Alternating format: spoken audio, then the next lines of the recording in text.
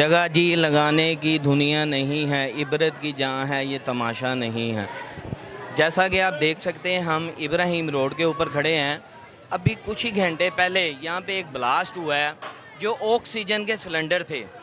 Government बात हाशा इन अदारों को, इन कंपनियों को कहती रही है, बंदे भेजती रही है, जुर्माने डालती रही है। आज इनकी लापरवाही 10 बंदों की जान ले गई है और कई ज़ख्मी हैं। इसकी लापरवाही का ज़िम्मेदार कौन है?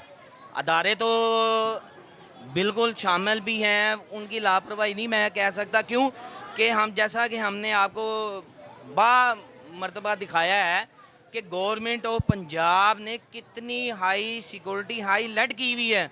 हर बात पे चलान, दुकान सील, उसके बावजूद आए ये मेरा कैमरामैन आपको दिखाएगा कि ये गाड़ी है जिसने 10 जिंदगियों के साथ खेल दिया।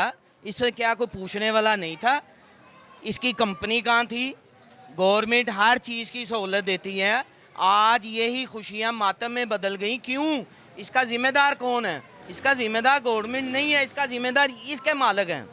क्या वो पैसा कमाना जानते हैं बस, और सहूलतें अवेल कोई नहीं।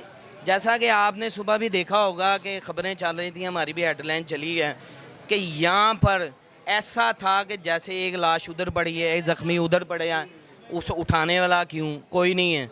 क्योंकि ये टार्जन साहब आप इसके देखें, मैं तो इसको टार्जन ही कहूँगा, जो 10 ज़िंदगियों के साथ खेल गया है। तो इसे पूछा किसी ने नहीं। इंशाल्लाह हमारी आवाज़ जो है वो आला अदारों तक जाएगी और इनके तो मालिक मकान, इनका जो मालिक है गाड़ी का, ये इस कंपनी का, तो हो सकता है मे भी वो गिरफ़्तार हो गया हो क्योंकि वो इतनी ज़िंदगियों के साथ खेल गया।